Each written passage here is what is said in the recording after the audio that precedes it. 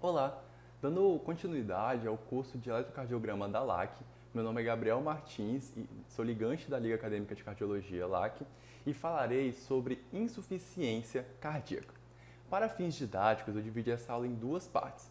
A primeira aula eu falarei sobre conceitos iniciais, etiologia, focando mais na fisiopatologia e no quadro clínico da insuficiência cardíaca.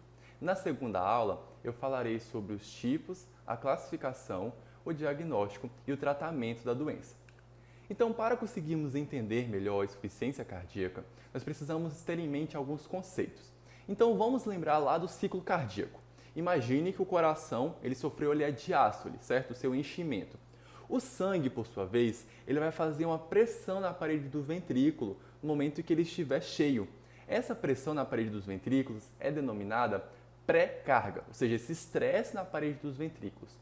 Posteriormente, o coração ele terá que contrair, ele terá que fazer uma força para ejetar esse sangue. Então, a força que o coração faz para conseguir ejetar esse sangue é denominado pós-carga, essa dificuldade que o coração apresenta de ejetar o sangue. O volume diastólico final significa o volume presente dentro dos ventrículos no final da diástole. Então, ocorreu ali a diástole, o coração se encheu de sangue, esse volume presente ali dentro é denominado volume diastólico final. Por sua vez, o coração ele irá contrair, ele irá sofrer a sístole e uma parte desse sangue ele será ejetado. E o sangue ejetado é denominado volume sistólico. Porém, uma parte ainda ficará no coração e essa parte que ficar no coração é denominado volume sistólico final. Bom, o débito cardíaco ele é a quantidade de sangue ejetado pelo coração por minuto. Ou seja, vai ser a quantidade do volume sistólico relacionado com a frequência cardíaca, com a quantidade de vezes que o coração contraiu. A fração de ejeção, por sua vez, é uma relação, uma proporção da quantidade de sangue que tinha no coração no final da diástole, ou seja, o volume diastólico final, para a quantidade de sangue que foi ejetada. A volemia é a quantidade de sangue presente nos vasos sanguíneos. E o retorno venoso vai ser a quantidade de sangue que retorna ao coração lá no átrio direito. Então, o retorno venoso e a volemia estão intimamente ligados, porque se tem uma maior volemia, vai chegar também mais sangue lá no átrio direito, né? Vai aumentar o retorno venoso. Então, a reserva cardíaca, por sua vez, é a capacidade que o coração apresenta de aumentar o débito cardíaco. Nós falaremos melhor sobre cada um desses conceitos no decorrer da aula. Então, tendo esses conceitos em mente, vamos focar mais agora na insuficiência cardíaca em si. E o que seria ela? É a incapacidade do coração de exercer a sua função de ejetar o sangue, ou então a incapacidade dele de atender às demandas que o organismo, os nossos órgãos precisam, que os tecidos precisam. Então, no momento em que o coração não consegue ejetar um débito cardíaco suficiente, é denominado insuficiência cardíaca.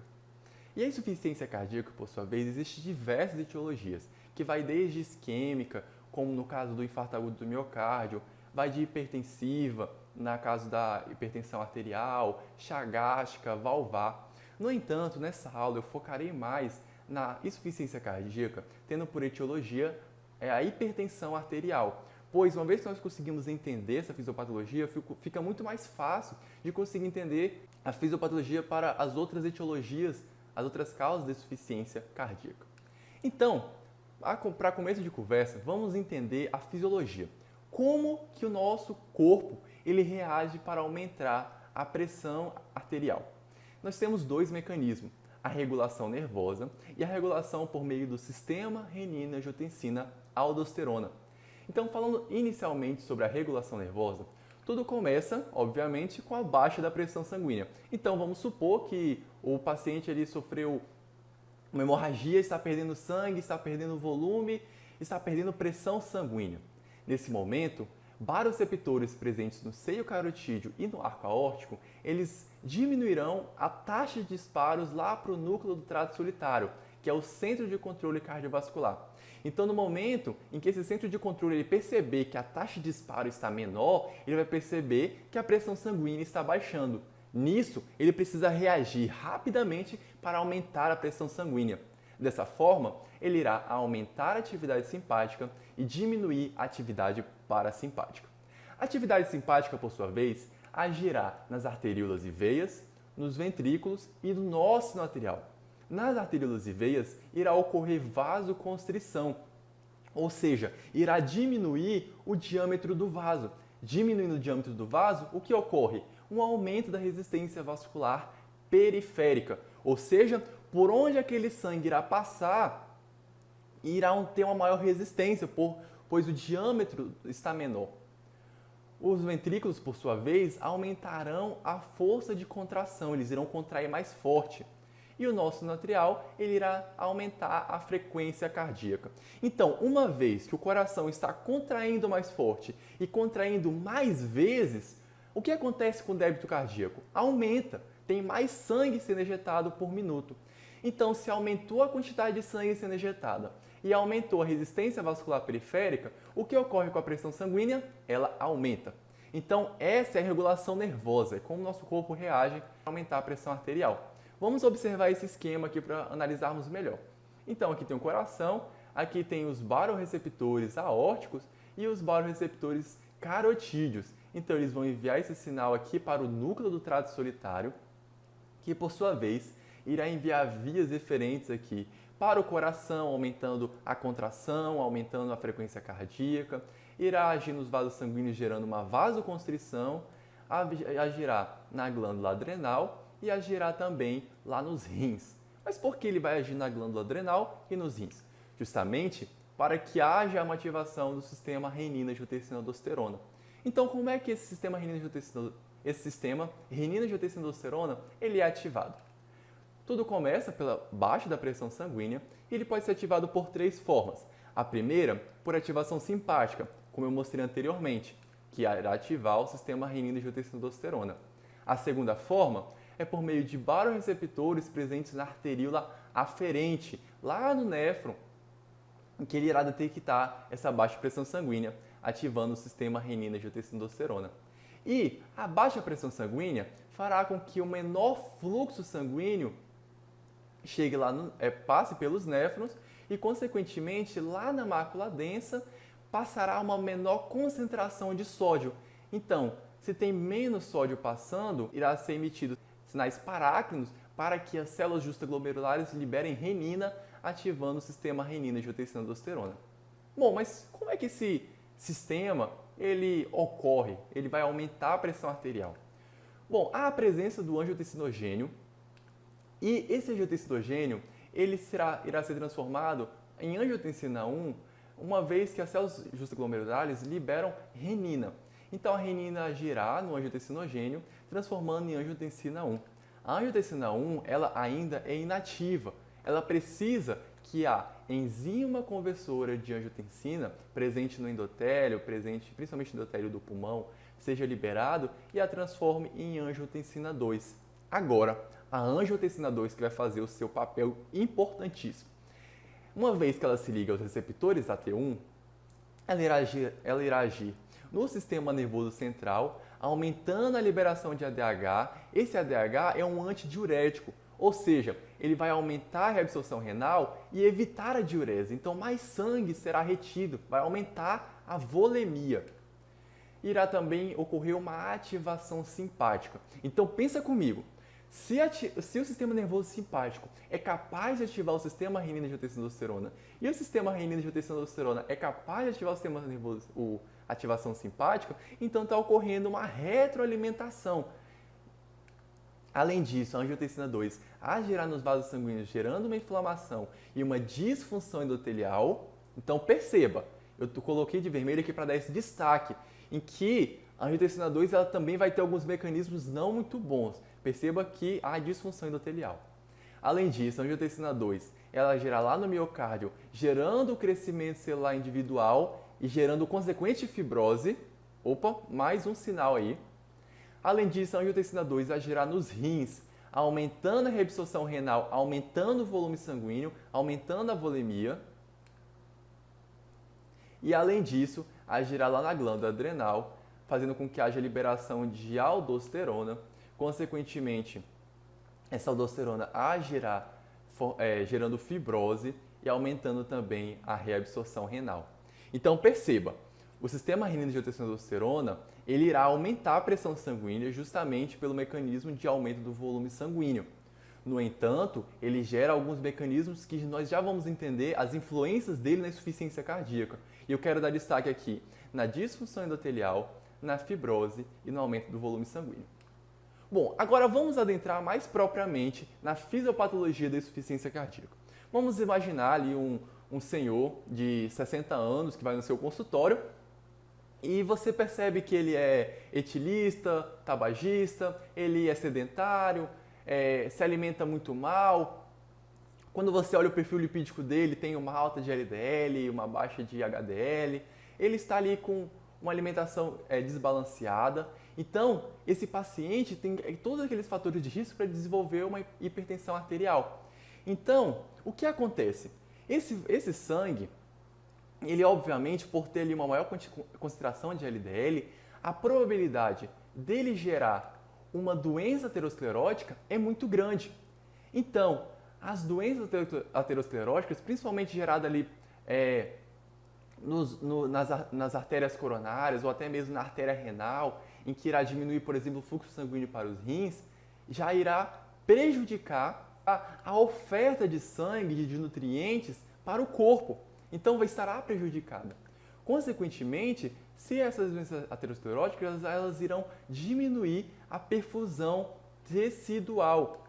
Consequentemente, se a perfusão tecidual está diminuída, ocorre a ativação de mecanismos compensatórios. Então, o corpo percebe, a perfusão tecidual está baixa, então eu vou aumentar essa pressão sanguínea para poder aumentar ali a quantidade de sangue que chega para o corpo. Então, irá ser ativado o sistema nervoso simpático e o sistema renina-angiotensina-aldosterona. O sistema nervoso simpático ele irá aumentar a frequência cardíaca, aumentar a força de contração e gerar uma vasoconstrição. Enquanto que o sistema renina-angiotensina-aldosterona irá aumentar o volume sanguíneo, aumentando o retorno venoso. Então pensa comigo, aumentou o retorno venoso, aumentou a quantidade de sangue que chega no coração, e esse coração está contraindo mais forte e mais vezes, consequentemente, isso irá aumentar o débito cardíaco. Então, nós podemos lembrar aqui aquele conceito do mecanismo de Frank-Starling. E o que ele afirma? Que a quantidade de sangue que chega no coração é proporcional à quantidade de sangue que será ejetada. Então, aumentando o retorno venoso, mais sangue chegando, essa força de contração já está aumentada, então, a princípio, isso está proporcional, está aumentando o débito cardíaco proporcionalmente com o aumento do retorno venoso. Esse vai ser o mecanismo de Frank-Starling também sendo atuante aqui nesse processo de aumento da pressão sanguínea. Então, o que ocorre? Assim como todo músculo que trabalha de forma excessiva, uma hora ele vai hipertrofiar. Então, quando esse músculo hipertrofia, é denominado inicialmente pela hipertrofia concêntrica, que perceba que tem a parede mais hipertrofiada, mais espessa e uma câmara mais reduzida, é denominada hipertrofia concêntrica. Então eu te pergunto, esse coração que está com uma câmara cardíaca menor, ele está com uma insuficiência de gerar uma diástole ou de gerar uma sístole? Obviamente, ele está com dificuldade de gerar uma diástole, uma vez que essa câmara cardíaca está menor. Então, a diástole desse coração não vai estar inteiramente efetiva. Então, vamos analisar as alterações hemodinâmicas nesse coração. Como estará a pré-carga, o estresse na parede desse ventrículo? Obviamente, se a câmara está menor e tem aquele sangue lá dentro, a pré-carga, o estresse naquela parede estará aumentado. Como estará a pós-carga? A força com que o coração tem que vencer. Lembra que eu falei que está com uma vasoconstrição ali? Esses vasos sanguíneos, isso aumenta a pós-carga. Então a pós-carga ela está aumentada, além do fato também de ter um maior volume sanguíneo. Além disso, como é que vai estar o volume diastólico final? O volume presente nessa câmara cardíaca no final da diástole estará diminuída, terá menos sangue ali presente. E o volume sistólico, a quantidade de sangue ejetada, estará aumentada, justamente porque aquele sangue que chegou, ele está sendo ejetado de forma eficaz. Então esse paciente aqui, ele não está sentindo sintomas ele não está sentindo sintomas ali da sua hipertensão arterial, justamente por essa compensação, o volume sistólico está aumentado. E o volume sistólico final, a quantidade de sangue presente no final da sístole, está diminuída porque quase todo o sangue presente aqui foi ejetado. E o débito cardíaco? Nesse momento, como eu disse, o paciente ele não está sentindo quase nenhum sintoma. Ele está um paciente compensado. Então, é denominado com débito cardíaco preservado. E a fração de ejeção também estará preservada. Nesse momento, ele está conseguindo ejetar de forma eficaz. A volemia desse paciente estará aumentada justamente pela ativação do sistema renina-angiotensina-aldosterona.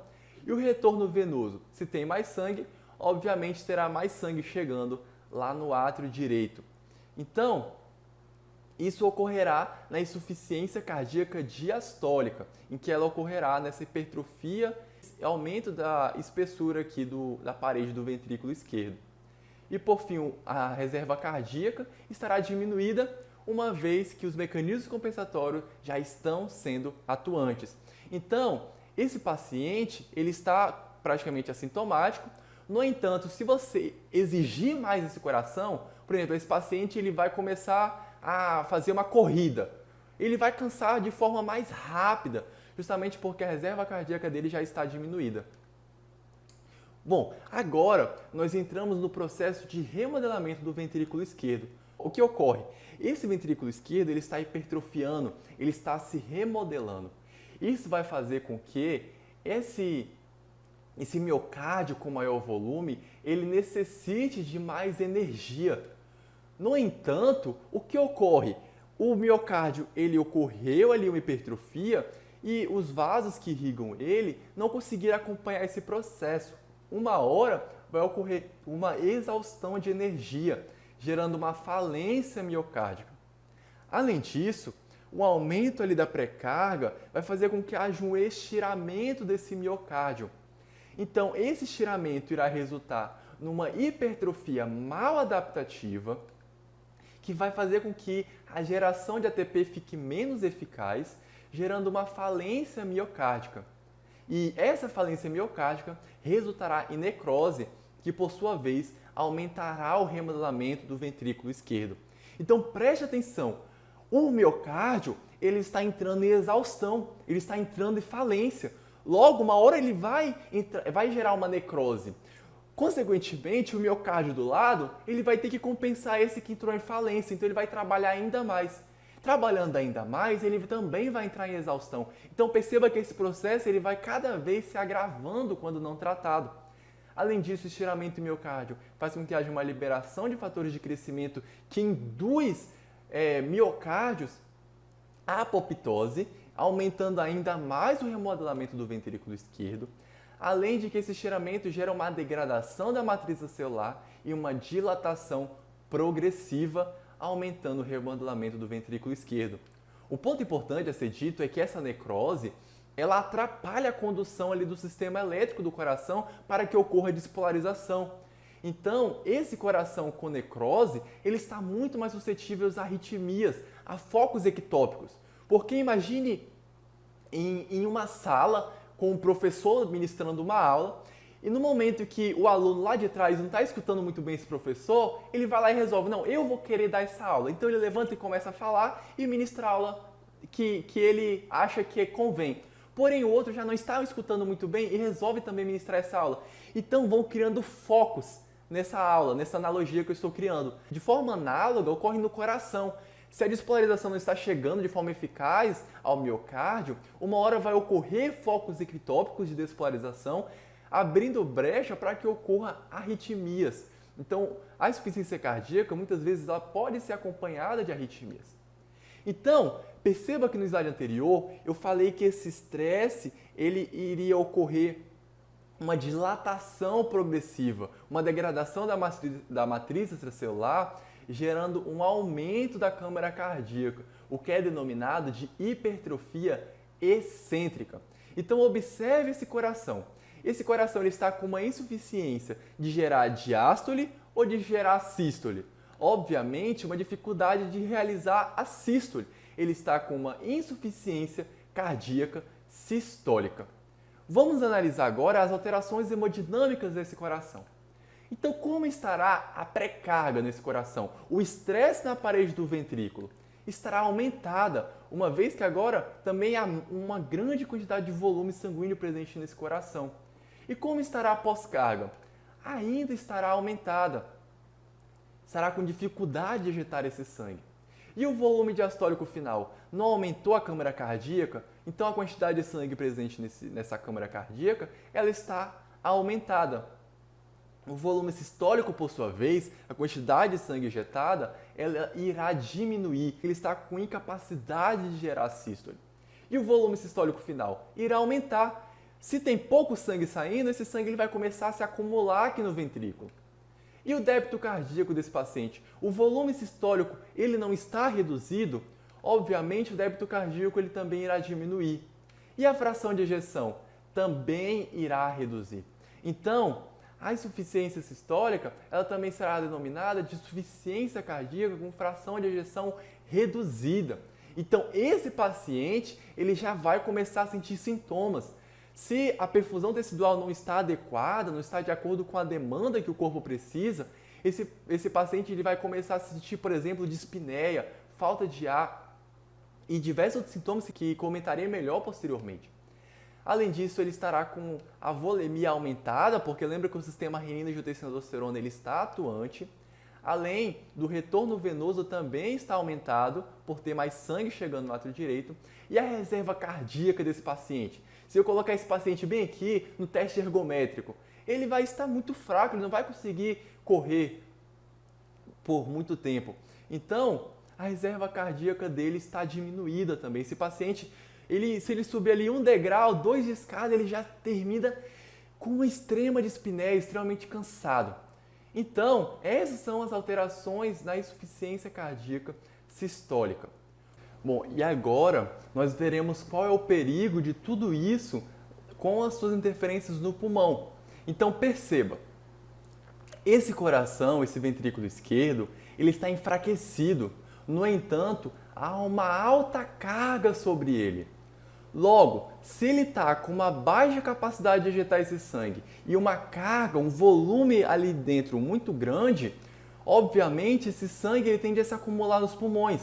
Porque, olha, observe que esse ventrículo aqui ele não vai conseguir ejetar de forma adequada. Consequentemente, o átrio esquerdo também ele vai ficar com dificuldade, podendo gerar ali uma sobrecarga de átrio esquerdo. E aonde esse sangue ele tende a se acumular? Justamente nos pulmões. Então, se tem mais sangue presente nos pulmões, aumenta a pressão capilar pulmonar, aumenta ali a pressão hidrostática. Então, se tem muito sangue acumulado, qual é a tendência de ocorrer? Ocorrer uma transsudação de líquido para os tecidos pulmonares e alvéolos, ocorrendo um aumento de líquido nos pulmões. Então, no momento em que eu auscultar esse paciente, eu irei escutar, por exemplo, estertores pulmonares, em que eu escutarei barulhos semelhantes ao de estourar de bolhas quando você assopra em um copo com canudo. Então você irá escutar esses estertores, as crepitações, pela presença de líquido nos pulmões. Além disso, há um baixo grau de oxigenação de sangue, porque pensa, esse líquido ele está atrapalhando ali a hematose, então esse sangue ele vai ficar com menos oxigênio. Consequentemente, se tem um sangue com menos oxigênio e o coração já está enfraquecido, ele vai se enfraquecer ainda mais. Isso também vai gerar um enfraquecimento das arteriolas do corpo, gerando uma vasodilatação periférica, um aumento do retorno venoso, que vai aumentar ainda mais a carga no ventrículo esquerdo enfraquecido. Então, é por isso que esse círculo é denominado de círculo vicioso letal, em que ocorre o enfraquecimento do ventrículo esquerdo, porém, mais sangue irá chegar, aumentando ainda mais a quantidade de sangue nos pulmões. Por isso que a insuficiência cardíaca, ela tem como critério o edema agudo de pulmão, porque é muito recorrente ocorrer esse processo de acúmulo de sangue nos pulmões. Então, um paciente com pior prognóstico, ele pode ocorrer casos de insuficiência cardíaca descompensada, que esse paciente ele já vai estar sentindo que a oferta ali de oxigênio, de nutrientes pelo sangue já não está muito boa, esse coração ele está enfraquecido. Então, observe que lá pelo mecanismo de Frank-Starling, quanto mais sangue chega no coração, mais sangue será ejetado. No entanto, com a insuficiência cardíaca descompensada não ocorre esse processo. Ocorre uma retenção progressiva de líquido. Por quê? Uma vez que o sistema renino de angiotensina-aldosterona ele observa que o débito cardíaco, que o volume que está chegando a ele está baixo, o que ele percebe? Olha, a gente precisa aumentar essa pressão. Então, ele irá aumentar a volemia, vai aumentar a quantidade de sangue que chega lá no átrio direito. Então, a pressão arterial direito, ela tende a aumentar gradativamente, consequente aumento do débito cardíaco. Então, quanto mais sangue presente, quanto mais sangue chega no átrio direito, mais sangue será ejetado, aumentará o débito cardíaco. No entanto, lembre-se que esse coração ele já está enfraquecido. Então, mesmo que você aumente a pressão arterial direito, aumente a volemia, o paciente não vai chegar no débito cardíaco necessário para o equilíbrio líquido normal. Então, esse paciente ele vai começar a reter ainda mais lá nos rins, a aumentar ainda mais o volume sanguíneo. Então, por isso que nesse paciente é necessário utilizar um diurético, caso a furosemida, para poder eliminar essa quantidade de volume sanguíneo que está sendo retida, essa reabsorção renal que ela está aumentada. Então perceba que uma hora, mesmo que aumente a pressão arterial direita, o débito cardíaco ele não está mais aumentando, justamente porque esse coração ele está enfraquecido, ele está insuficiente. Então, para resumir todo esse processo fisiopatológico da insuficiência cardíaca, nós podemos resumir da seguinte maneira. Ocorre um desequilíbrio entre os mecanismos deletérios e protetores. Mas como assim? Normalmente, no corpo, os mecanismos deletérios, no caso da insuficiência cardíaca, seria o sistema renina-angiotensina-aldosterona e ativação simpática. Então perceba que esses mecanismos compensatórios, eles são ótimos para o nosso corpo. Vamos supor, você está precisando aumentar ali o débito cardíaco, vai haver uma ativação simpática. Você está perdendo sangue, com uma hemorragia, você vai ativar esses mecanismos compensatórios. No entanto, isso a longo prazo vai ser considerado como um mecanismo deletério para o nosso corpo. No entanto, nós apresentamos também mecanismos protetores, que são eles a BNP, que é um peptídeo natriurético, liberado pelo estiramento das câmaras cardíacas. Então, no momento em que ocorre ali um estiramento da câmara cardíaca, esse diurético natural do nosso corpo ele vai ser liberado para que diminua a volemia, diminua a quantidade de sangue. Além disso, há a presença de bradicininas e prostaciclinas, que são vasodilatadoras, que auxiliam no processo para diminuir ali a dificuldade do coração de ejetar o sangue. No entanto, quando ocorre um desbalanceio em que os mecanismos deletérios eles se sobrepõem sobre os mecanismos protetores, aí sim a gente pode dizer que vai se instalar ali uma insuficiência cardíaca, como no caso que eu vim relatando desde o início da aula. Então, vamos observar agora o que esse paciente irá sentir, quais serão os sintomas e sinais que irá demonstrar. Então, como sintoma principal, irá ocorrer dispneia aos esforços. Então, lembra que a reserva cardíaca desse paciente já está sendo utilizada, já está baixa. Então, no momento que ele for realizar uma atividade física, ele já vai sentir dispneico, ele vai sentir essa falta de ar. Além disso, uma ortopneia, uma incapacidade ali de ficar deitado, ele logo sente uma falta de ar. Mas por que isso? Quando nós estamos em pé, a gravidade, ela tende a empurrar o líquido do nosso corpo, né, o sangue, para os membros inferiores. Então, a pressão lá nos membros inferiores, normalmente é mais alta. Então, o retorno venoso, ele ainda está um retorno venoso tolerável para esse paciente com insuficiência cardíaca. No entanto, quando o paciente ele deita, o retorno venoso aumenta, a gravidade ela se espalha por todo o corpo. Aumentando o retorno venoso, você aumenta a carga nesse coração. Esse coração ele já está enfraquecido. Então, isso vai gerar uma falta de ar, uma ortopneia nesse paciente. Além disso, pode gerar uma dispneia paroxística noturna, que é semelhante à ortopneia. No entanto, ela já demora um pouco mais para se manifestar, pois vai ser durante a noite, no sono. O paciente ele vai chegar dizendo que durante a noite ele estava dormindo e do nada ele acorda como se ele estivesse sendo afogado. Mas, por uma certa forma, ele está sendo, por aqueles líquidos presentes no pulmão, atrapalhando ali a hematose. E, além disso, ocorre edema de membros inferiores. No caso, você pode observar nessa imagem o cacifo positivo. Porque o que acontece? O edema na insuficiência cardíaca, ele é gravitacional. Então, a gravidade ela está empurrando esse líquido para os membros inferiores. Aumentando a quantidade de sangue no vaso sanguíneo nos membros inferiores, a tendência é de que ele extravase, ocorra uma transsudação, gerando assim um edema. Agora, quanto aos sinais, na ausculta ocorrerá as crepitações pulmonares, como eu tinha dito anteriormente, justamente por conta dessa presença de líquido aqui nos alvéolos. Além disso, pode haver a presença de B3 e a presença de B4. B3, ela ocorre o barulho do sangue chegando na parede, batendo na parede do coração. Então, se aquela parede do ventrículo esquerdo ali, ela está aumentada, hipertrofiada, consequentemente, quando o sangue bater, vai gerar ali um barulho, que é denominado de B3. B4, por sua vez, já vai ser o som resultante do choque do sangue chegando ali do átrio esquerdo, batendo no sangue já presente ali no ventrículo esquerdo. Então, do átrio do ventrículo, esse sangue que está chegando novo com o sangue já presente ali, vai gerar a chamada B4, porque lembre-se que esse coração ele está enfraquecido e o volume sistólico final, o volume presente no final da sístole, ele está aumentado.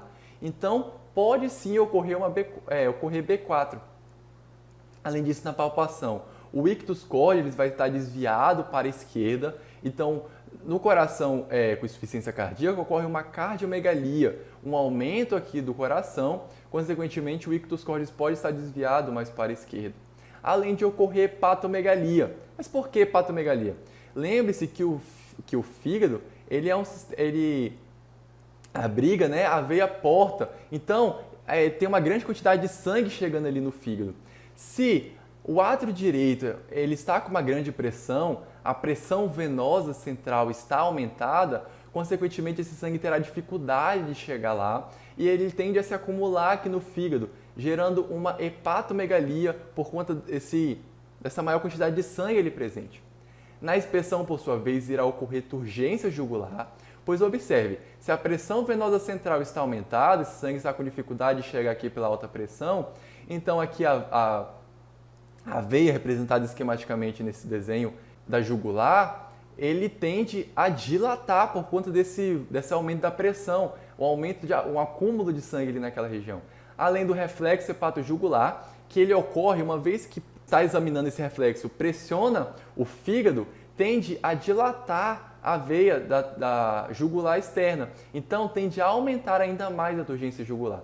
Além do paciente, pode manifestar uma respiração Cheyne-Stokes, que ela é caracterizada por uma respiração que ocorre uma apneia e, posteriormente, ocorre uma taquipneia. O paciente ele respira de forma muito rápida e depois ele para. Muito rápida e para. O mecanismo dessa respiração Cheyne-Stokes ainda não é muito bem esclarecido, mas ela pode ocorrer no caso de insuficiência cardíaca. Então, assim finaliza a primeira parte da aula, focando principalmente na fisiopatologia, para você entender como ocorrem os sinais e sintomas da insuficiência cardíaca. E espero você na próxima aula.